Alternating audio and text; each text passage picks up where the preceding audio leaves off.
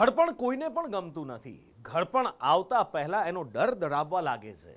પણ ઘડપણમાં પણ ઘણું બધું થઈ શકે. ઘણા લોકો કહે છે કે ઘડપણ એટલે કશું જ ના થાય, પણ સુરતની 3 બહેનોએ બતાવ્યું છે વૃદ્ધાવસ્થામાં પણ જો તમે ધારો તો સમાજ માટે ઘણું કરી શકો છો. શિક્ષણ એ ફિક્સ ડિપોઝિટ છે.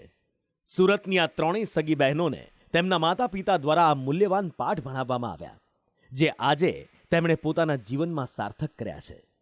આ 3 બહેનોએ પોતાના જીવનની બચતમાંથી 1,21,00,000 રૂપિયાનું દાન કર્યું છે.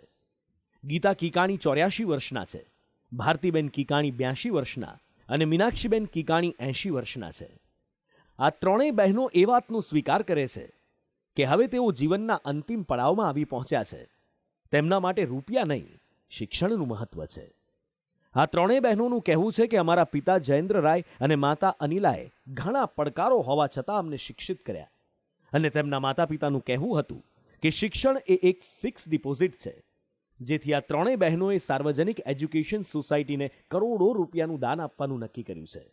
આપણા જીવનમાં અનેક લોકોને જોતા હોય કે એમના વિચાર અને એમના નિર્ણયથી કેટલાક લોકોના જીવનના અંદર અજવાળું થતું હોય છે. આજે આપણે એવી 3 બહેનો આપણા સામે દેખાઈ રહી છે, જેમને 1,21,00,000 રૂપિયા શિક્ષણને ધ્યાનમાં રાખીને દાન કર્યા છે. સૌથી મોટી વાત કહેવાય. ક્યારે તમે 3 બહેનોએ પહેલે તો આ વિચાર ક્યારે આવ્યો?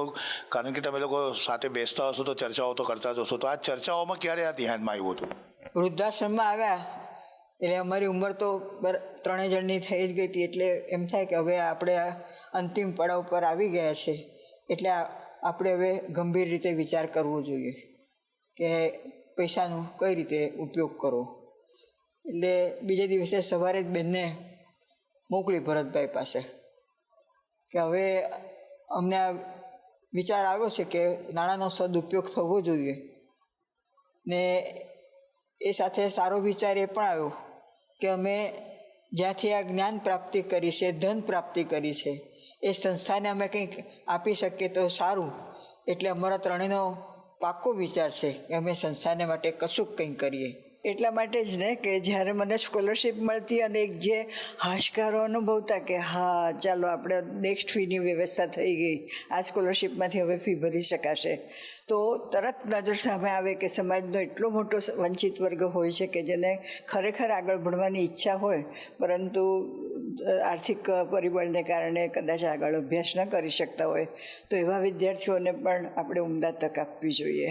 એટલે શિક્ષણ સંસ્થા એવી સંસ્થા છે કે જ્યાં પ્રથમ સોપાન છે જિંદગીનું, બાળકનું, કે જ્યાંથી જો એ શિક્ષણ મેળવશે તો આગળ જશે તો ભવિષ્યની કેરિયર નક્કી કરશે. અમે બધાનો આ સહિયારો જ વિચાર હતો ને અમે બધા એકબીજા બહુ અમે નજીક હતા ને એકબીજાના આ વિચારને અનુમોદન આપીને કીધું કે ના આ કરવા જેવું જ છે ને આપણે એ દિશામાં હવે આગળ વધવું જ જોઈએ. આ સમય હવે એવો છે કે બહુ એમાં વિલંબ કરી શકાય એમ નથી.